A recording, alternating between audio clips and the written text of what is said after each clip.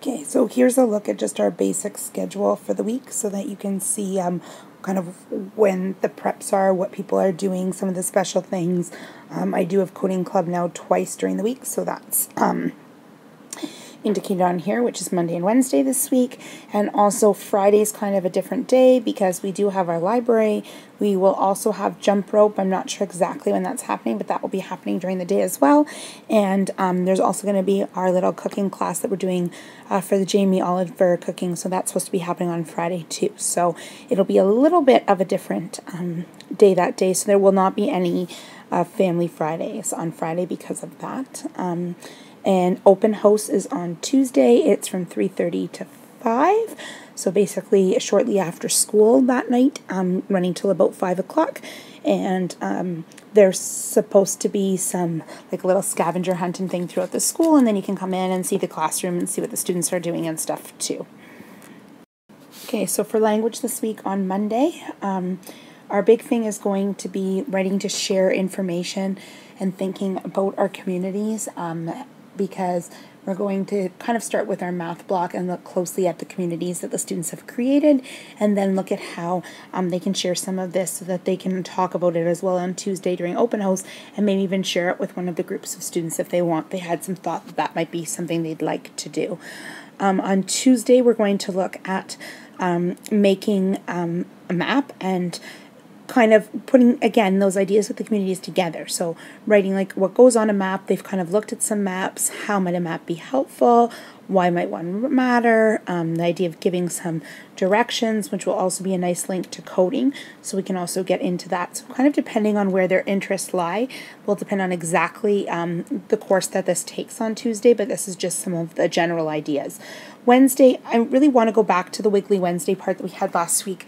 I really think it got students very engaged in looking more closely at our vermicomposter and what they can do, as well as about the mini marsh. And I really like to get them to look a bit. They're very interested in the snails. So there's a really good snail video that my previous vice principal shared with me. I'd like to use that as a bit of a provocation, and how do we keep the snails where they are, and why do they stay where they are, and finding out a little bit more about how the marsh works. So all of that could tie in nicely together then on Wednesday. So then and I really want them to take control over the vermicomposter piece as well, especially with the feeding. So then on Thursday, I'm thinking, I've been really looking at where the kids are at, and this might not work exactly, but I'd like to get into this idea of tying laces.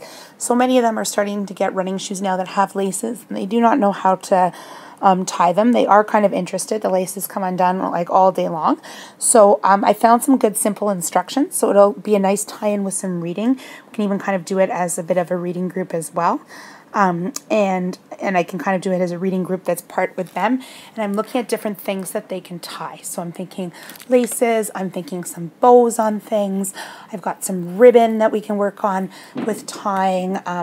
So just really kind of getting them to start tying things up so that they can kind of see how that works, why that might matter, all the different things that we do tie. So I'm going to kind of put some different things together, and then again move into that idea of labeling to make the instructions a little bit simpler. So if they were going to teach somebody else, they're really into kindergarten, so if they're going to teach the kindergartens how to tie things, how could they share the steps with them, and really simple steps to share what they would be doing, and kind of coming up with directions so we can start looking at actually writing out directions to things. What are some words that we might use to help with that? Students have done a little bit with writing directions before, but not a ton. This is a nice new tie-in for it as well. Friday we won't be having our regular writers workshop because of jump rope and the cooking show, but as you'll see with the math plans, it does kind of tie in a little bit as well. So these ideas will all kind of connect for this week. Okay, so for math, Mondays, Math Talk Mondays, and we're actually going to start with that by looking at the math in the community buildings that they made, figuring out what's missing, how can we add it, how can we really make it about Hamilton, and look at the size and area of the buildings versus the amount of room that we actually have to display them. What do we need to consider? So we can start putting the stuff together for that. And then for Talking Tuesdays, I'd like to start looking a little more at our school community. Saw a great thing online, people actually labeling some 3D figures and stuff in the community. But I kind of like to take it even bigger than that. And by the community, I mean like our schoolyard. But I kind of like to take it bigger than that and get them to look at thinking a little bit about the figures and the shapes and the number of things and just the patterns, the math that's there, and why some of this actually matters, and looking a bit at mass and weight.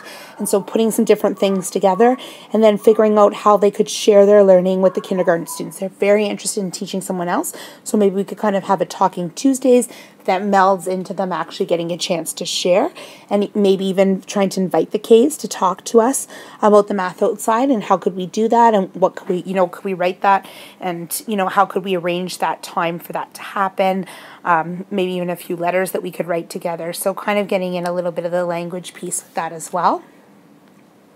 And then for Wednesday, because we're going to have looked at all the worms and stuff with Wiggly Wednesday and our plants and everything else that's starting to hopefully grow by then, also starting to have a look then about our box of stuffed animals. So we need to start giving them away. How are we going to be able to tell them what we have? Because when we call people to tell them, they're going to want some information.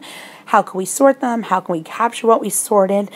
And then explore some the students had some wonders before about putting the two boxes together, and if it could, if some of the small animals really belonged in the big, and all of some different things.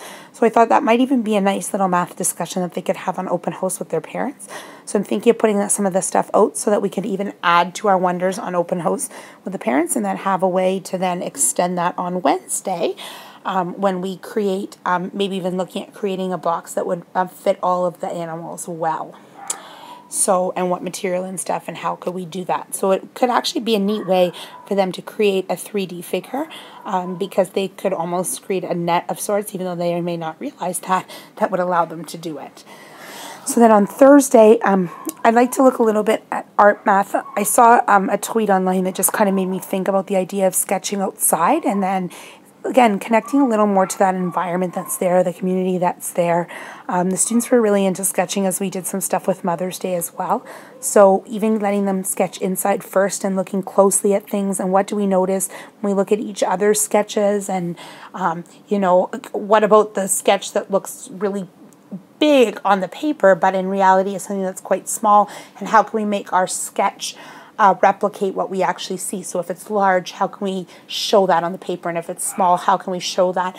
Gets into a bit of almost like proportional reasoning of sorts, but also into that whole idea of non-standard measurement, as well as the shapes and things that are there. And then starting to look at the ones that we created and went outside, and exploring the math that's part of these sketches. Why is this math important, and why is math important in our environment?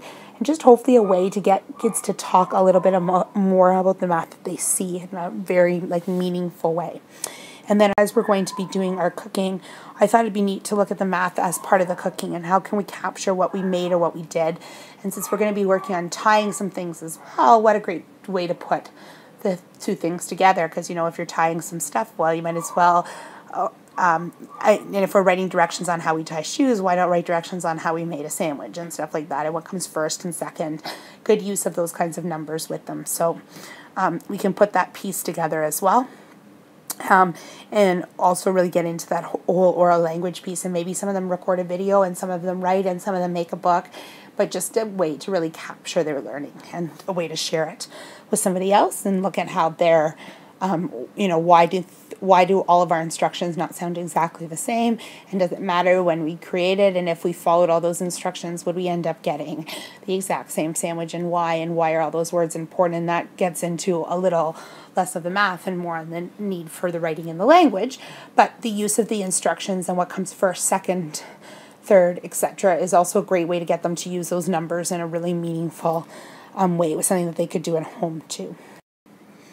Okay, so for shared reading this week, we're going to get to the poem that we didn't actually get to last week, Color My Mood. And at this time of the year where some people are feeling sad or scared or anxious, because starting to think ahead a bit to next year, even happy, then this is a good time to start talking about some of these moods and how we feel. And there's a really nice tie into the arts. They can create some of their own music. They can look at even making a dance to show how feelings change. How do we change our body? How do we change our size? How do we change as we're moving? They can get a little bit into the drama in terms of acting out some of the feelings, and even into the idea of the visual arts in terms of drawing or painting or coloring to show the different feelings. And again, how do we change? How do our feelings change, and can we have multiple feelings at the same time? So can we be happy as well as sad or scared? And if we do, what might that actually look like? When might that actually happen? So there's a good tie into the Dr. Seuss book about my many colored days as well. So we'll be able to maybe do that part too.